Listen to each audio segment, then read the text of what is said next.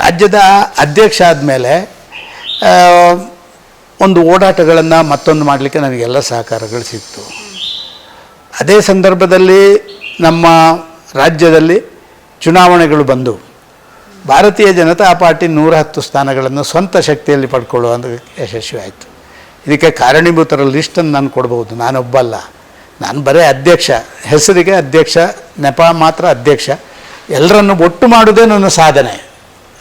ಈ ಸಂಘಟನೆಯಲ್ಲಿ ಅಲ್ಲಲ್ಲಿರುವಂಥ ಸಣ್ಣ ಪುಟ್ಟ ಭಿನ್ನಾಭಿಪ್ರಾಯಗಳನ್ನು ಸರಿ ಮಾಡೋದು, ಯಾರ್ಯಾರು ಸ್ವಲ್ಪ ಒಂದು ಇಶ್ಯೂನ ಬಗ್ಗೆ 2 ಒಪಿನಿಯನ್ ಕೊಟ್ಟಿದ್ದಾರೆ ಅದನ್ನು ಒಂದು ಒಪಿನಿಯನ್ಗೆ ತರಲಿಕ್ಕೆ ಬೇಕಾದಂಥ ಪ್ರಯತ್ನ ಮಾಡುವಂಥದ್ದು, ಇದೆಲ್ಲ ನನ್ನ ಜವಾಬ್ದಾರಿ. ಅದನ್ನು ನಾನು ಮಾಡ್ತಾಯಿದ್ದೆ.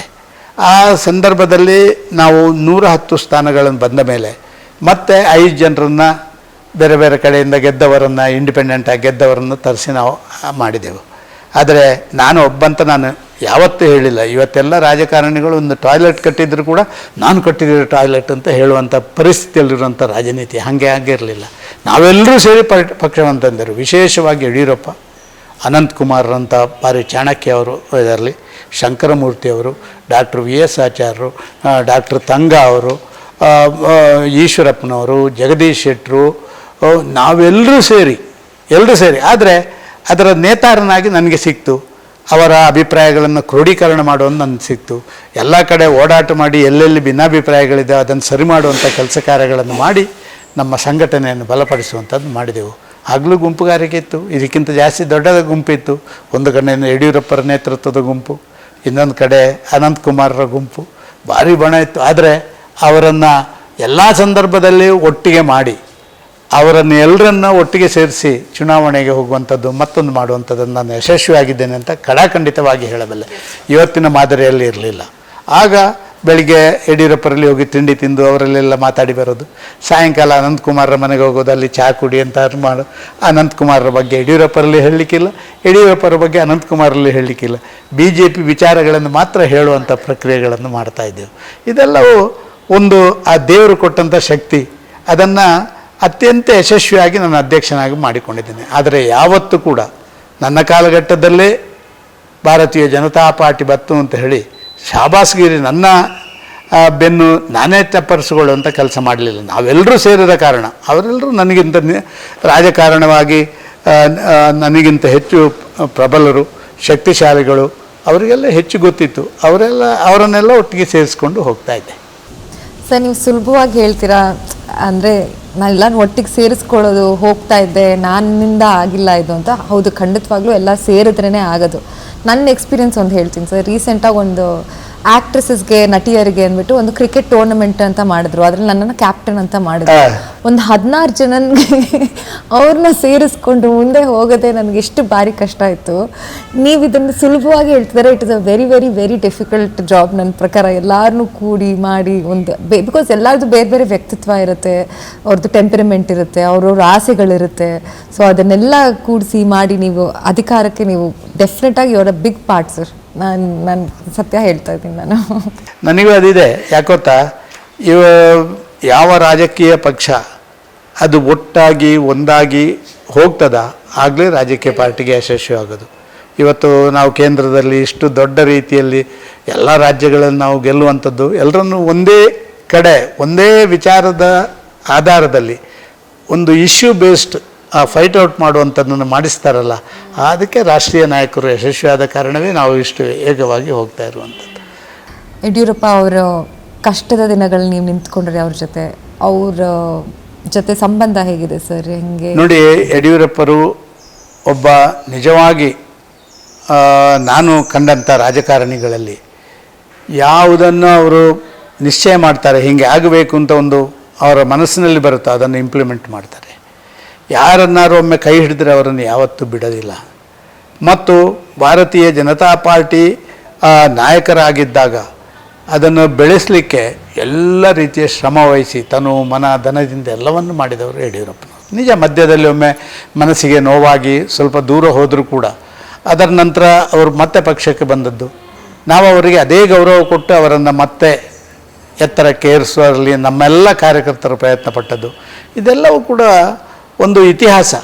ಅದರ ಬಗ್ಗೆ ಆಲೋಚನೆ ಮಾಡಲಿಕ್ಕೆ ಸಾಧ್ಯ ಇಲ್ಲ. ಹೀಗೂ ಉಂಟೆ ಅಂತ ಹೇಳುವಂಥ ಆ ಶಬ್ದಕ್ಕೆ ನಿಜವಾದ ಅರ್ಥ ಭಾರತೀಯ ಜನತಾ ಪಾರ್ಟಿಯ ಒಳಗೆ ಹೊರಗೆ ನಡೆದಂಥ ವಿದ್ಯಮಾನಗಳು ನನ್ನ ಕಾಲಘಟ್ಟದಲ್ಲಿ. ನಾನು ಅದರ ನಂತರದ್ದು ಹೇಳೋದಿಲ್ಲ.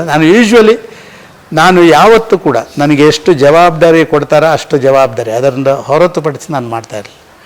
ಅನಂತಕುಮಾರ್ ಯಡಿಯೂರಪ್ಪರ ಬಣ ಅವರ ಒಂದು ಪೀಕಿಗೆ ಹೋಯಿತು ಒಂದು ಬಾರಿ ಅವರವರ ಇದು. ನಾನು ಅಧ್ಯಕ್ಷ, ಏನು ಮಾಡೋದು ಅಂತ ಗೊತ್ತಾಗಲಿಲ್ಲ. ಅದ್ವಾನಿಯವರಲ್ಲಿ ಹೋದೆ, ಅದ್ವಾನಿಯವರು ರಾಷ್ಟ್ರೀಯ ಇದಾಗಿದ್ದರು. ನಾನು ಹೇಳಿದೆ ಕರ್ನಾಟಕದ ಪರಿಸ್ಥಿತಿ ಈ ರೀತಿ ಇದೆ. ಅರುಣ್ ಜೇಟ್ಲಿ ಮತ್ತು ನಮ್ಮ ಧರ್ಮೇಂದ್ರ ಪ್ರಧಾನ್ ಕರ್ನಾಟಕದ ಉಸ್ತುವಾರಿಗಳಿದ್ದರು. ನಾನು ಇವರನ್ನೆಲ್ಲ ಅಲ್ಲಿ ಹೋಗಿ ಕಂಪ್ಲೇಂಟ್ ಕೊಟ್ಟ ಮೇಲೆ ಇವರನ್ನೆಲ್ಲ ಕರೆಸಿದರು. ಸುಷ್ಮಾ ಸ್ವರಾಜ್, ವೆಂಕಯ್ಯ ನಾಯ್ಡು, ನಿತಿನ್ ಗಡ್ಕರಿ ಎಲ್ಲರ ಮಧ್ಯದಲ್ಲಿ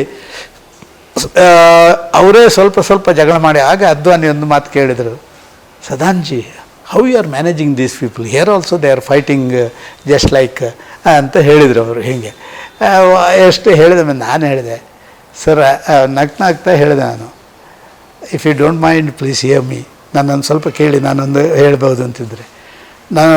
ನಾನು ಇವತ್ತು ಬಂದದ್ದು ಅದಕ್ಕೆ, ಇವತ್ತು ಸರಿಯಾಗಿದೆ, ನಾನು ರಾಜೀನಾಮೆ ಕೊಡಬೇಕು ಅಂತ ನಿಶ್ಚಯ ಮಾಡಿದೆ. ಆದರೆ ನಾನು ಇವರನ್ನು ಒಟ್ಟಿಗೆ ಇಟ್ಟುಕೊಂಡದ್ದು ಹೇಗೆ ಅಂತ ಹೇಳಿದರೆ, ಆಗ ಹೇಳಿದಾಗ ಬೆಳಿಗ್ಗೆ ಯಡಿಯೂರಪ್ಪರಲ್ಲಿ, ಸಾಯಂಕಾಲ ಅನಂತಕುಮಾರಲ್ಲಿ, ಮತ್ತು ಇವರೊಬ್ಬರ ಮಧ್ಯೆ ಅಧ್ಯಕ್ಷ ಆಚೀಚೆ ನಡೀಲಿಕ್ಕೆ ಬೇಕಾದ ಗ್ಯಾಪ್ ಇಟ್ಟುಕೊಂಡು ಅವರು ಯಾವತ್ತೂ ಆಕ್ಸಿಡೆಂಟ್ ಆಗದ ರೀತಿಯಲ್ಲಿ ವ್ಯವಸ್ಥೆಗಳಿದೆ ಎಲ್ಲ ನೆಗಾಡಿದರು. ಅದ್ವಾನಿ ಹೇಳಿದರು, ಸದಾನಂದನ್ನು ನೋಡಿ ಕರೀಲಿ, ಯಡಿಯೂರಪ್ಪರೇ ಅನಂತಕುಮಾರ ಸದಾನಂದವ್ರು ನೋಡಿ ಕಲೀರಿ, ನೀವೆಲ್ಲ ಲೀಡರ್ಗಳಾಗೋರು, ನಿಮ್ಮ ಹಿಂಬಾಲಕರು ಅವರೆಲ್ಲ, ಅವರನ್ನು ನೋಡಿ ಕಲೀರಿ ಅಂತ ಹೇಳುವಂಥ ಮಾತನ್ನು ಅದ್ವಾನಿ. ಇದೆಲ್ಲ ನನ್ನ ಜೀವನದಲ್ಲಿ ಆದಂಥ ಘಟನೆ. Super sir, so nice. ನೀವು KMF ಅಧ್ಯಕ್ಷ ಸ್ಥಾನ ಕೇಳಿದ್ರಿ, ಆದರೆ CM ಸ್ಥಾನನೇ ಸಿಕ್ತು ನಿಮಗೆ. ಹೌದು, ನಾನು ನನ್ನ ಜೀವನದಲ್ಲಿ ಯಾವುದಾದ್ರು ಒಂದು ಬಾರಿ ಯಾವುದಾದ್ರು ಒಂದು ಸ್ಥಾನ ಕೊಡಿ ಅಂತ ಕೇಳಿದರೆ ಅದು KMF ಮಾತ್ರ. ಏನಕ್ಕೆ? ನಾನು ಸುಳ್ಯದಿಂದ ಪುತ್ತೂರಿಗೆ ಬರ್ಬೋದನ್ನು ಕೇಳಲಿಲ್ಲ. MLA ಆದ ಮೇಲೆ MP ಮಾಡಿ ಅಂತ ದಕ್ಷಿಣ ಕನ್ನಡ ಕೊಡಗಿಗೂ ನಾನು ಬರಲಿಲ್ಲ. ಆಮೇಲೆ ಅಧ್ಯಕ್ಷ ಸ್ಥಾನ ಮಾಡಿ ಅಂತ ಕೇಳಲಿಲ್ಲ. ಯಾವುದನ್ನು ನಾನು ಕೇಳಲಿಲ್ಲ. ಆದರೆ ಎಲ್ಲವೂ ಕೂಡ ಪಾರ್ಟಿಯವರ ಹೈಡ್. ನಾನು ಅಧ್ಯಕ್ಷ ಸ್ಥಾನ ಆದ ಮೇಲೆ ನಾನು ಖಾಲಿಯಾಗಿ ಸುಮ್ಮನಿದ್ದೆ.